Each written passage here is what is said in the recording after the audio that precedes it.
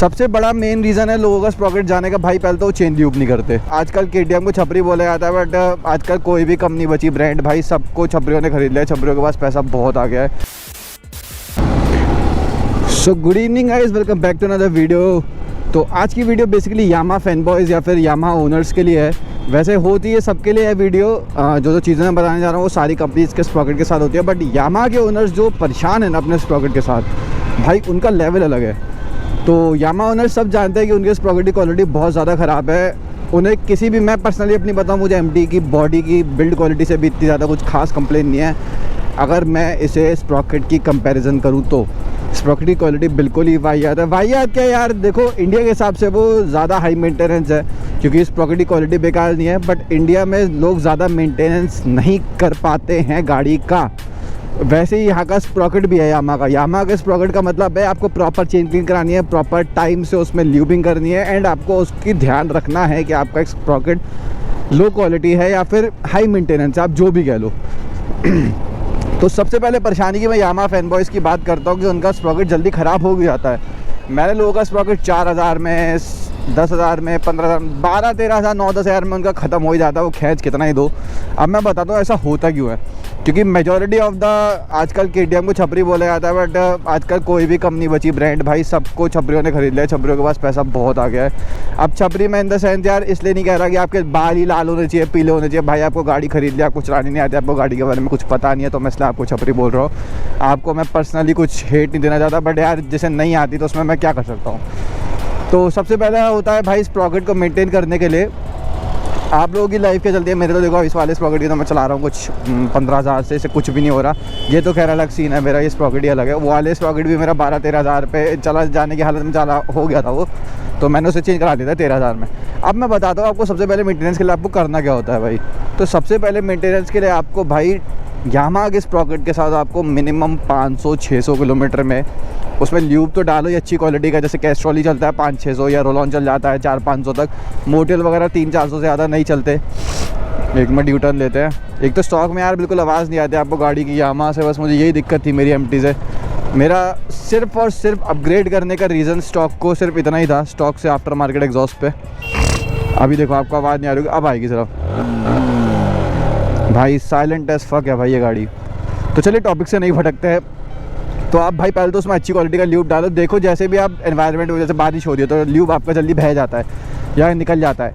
Oil डलवाओ तो oil भी भाई देख के डलवाओ, किसी भी ऐसी दुकान से मत पड़वा लो जो बहुत ही गंदा ऑयल डाल दे, वो भी आपके चेन के दांत काट सकता है। दूसरा, जब चेन आपकी ख़त्म हो जाए तो भाई देख लो एक बार, जब सूख जाए कि भाई बस सूख गई है नहीं, वो आपको चलाने में राइडिंग देखने की भी ज़रूरत नहीं है यार, राइडिंग एक्सपीरियंस से बदल जाता है कि चेन आपकी ख़राब हो रही है या सूख गई है, ड्राई हो रही है, क्या हो रहा है। सबसे बड़ा मेन रीज़न है लोगों का स्प्रॉकेट जाने का भाई, पहले तो वो चेन ल्यूब नहीं करते।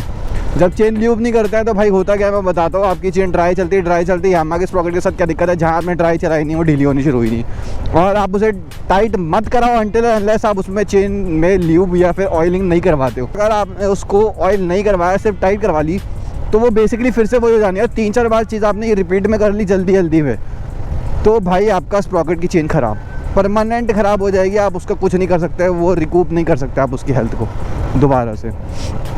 भाई दूसरा, आप हमेशा स्प्रॉकेट का ध्यान रखें कि आपको क्लीन करा लेना चाहिए मैं बताऊँ हर 1000 किलोमीटर में क्लीन करा लो यार एक बार। क्लीन किससे कराओ, क्लीन कराने के से 3 तरीके होते हैं, वैसे 4 तरीके होते हैं, पर इससे रिकमेंडेड 3 ही होते हैं। WD-40, डीजल और चेन क्लीनर तो होता ही है। पेट्रोल से क्लीन मत करना। अगर आपने पेट्रोल से क्लीन कर लिया, आपके चेन के दांत ऑटोमेटिकली कट जाएंगे, आप कितनी मेंटेनेंस कर लो स्प्रॉकेट की। फिर आप ये मत बोलना कि भाई मैं तो इतनी मेंटेन करता रहा तब भी ख़राब क्यों हो गई, क्योंकि पेट्रोल हानिकारक है हमारे स्प्रॉकेट के लिए। डीजल से आप इजीली क्लीन कर सकते हैं, डीजल से आप घर पे भी क्लीन कर सकते हैं। WD-40 तो सबसे इजी क्लीन करता है, WD-40 और चेन क्लीनर से भी अच्छे से क्लीन करता है। डाल के छोड़ो, फट से हल्के से ब्रश से सब निकल आता है। और क्लीन कराते हुए आप हमेशा याद रखो कि भाई जब आप क्लीन कराओ तो आपका फ्रंट वाला स्प्रॉकेट भी आप खुलवा के करवाओ क्लीन, क्योंकि फ्रंट वाले स्प्रॉकेट में बहुत ज़्यादा गंदगी जम रही होती है। क्योंकि देखो मैं सीधी सी भाषा में बताऊँ तो पीछे वाला स्प्रॉकेट एक बार घूमता है, फ्रंट वाला स्प्रॉकेट 3 या 4 बार घूमता है उसमें, और वो साफ़ भी इजीली नहीं होता, उसमें पानी भी नहीं पड़ता धुलाई के टाइम पे, तो आपको उसको खोल के ही क्लीन करवाना पड़ता है। उसमें बहुत गंदगी होती है, अगर आपने कभी नहीं करवाया हो तो वो भी करवा लो। अब ये बताता हूँ कि चलो आपकी स्प्रॉकेट लाइफ से आपको फ़र्क भी नहीं है, तो जो मैं मेंटेनेंस बता रहा हूँ उससे फ़ायदा क्या होता है। उससे फ़ायदा ये होता है, सबसे पहली बात आपकी गाड़ी हमेशा ऑप्टिमल परफॉर्मेंस में रहती है, चाहे पहाड़ हो, चाहे ऑफ रोड हो, चाहे कुछ हो, बढ़िया परफॉर्मेंस देने वाली है। ऐसा लगेगा दब रही है, खींचनी पड़ रही है आपको बहुत ज़्यादा। दूसरा, आपके माइलेज पे बहुत ज़्यादा इम्पैक्ट पड़ता है भाई, 4 या 5 का तो माइलेज का इम्पैक्ट आ ही जाता है। अगर आपकी चेन ल्यूबिंग अच्छे से हो रखी है या फिर बिल्कुल ड्राई चल रही है तो 3-4 का तो मिनिमम आ ही जाता है माइलेज पे भी। अगला भाई, आपकी लाइफ ना स्प्रॉकेट की बहुत ज़्यादा इंक्रीज़ हो जाती है। जैसे आपकी 9-10 चलेगी तो अगर आप तमीज़ से उसकी केयर करके चलोगे तो 15-20 हज़ार भी चल जाएगी। स्प्रॉकेट की देखो ऑनेस्टली बताऊँ कोई लाइफ नहीं होती है। यामाहा के लोग बोलते हैं 25-30 हज़ार चल जाता है, बट ऑनेस्टली कोई लाइफ नहीं होती। चाहे तो आप 5 हज़ार पे ख़त्म कर लो, चाहे तो आप उसे ख़त्म 15-20 हज़ार के बाद भी चला लो उसे। आप जितने अच्छे से मेंटेन करोगे, जितना अग्रेसिव आपका राइडिंग स्टाइल होगा या जितने अच्छे से आप राइड करते होगे या रफ़ करते होगे राइड, उस हिसाब से आपसे स्प्रॉकेट की लाइफ डिपेंड करती है।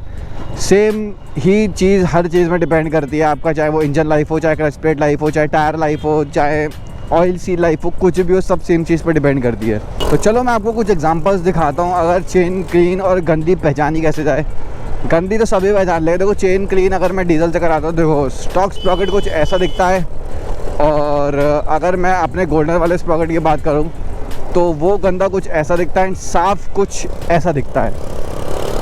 तो भाई इससे बहुत ज़्यादा फ़ायदा हो जाता है। पहली बात तो आपको गियर में जब चेन सूखी होती है तो गियर में आपको बहुत ज़्यादा मज़ा नहीं आ रहा होता चलाने में, ऐसा लगता है घुट रही है, इनिशियल पावर डाउन हो चुकी होती है, ऐसा लगता है आपको मिस कर रही है गाड़ी।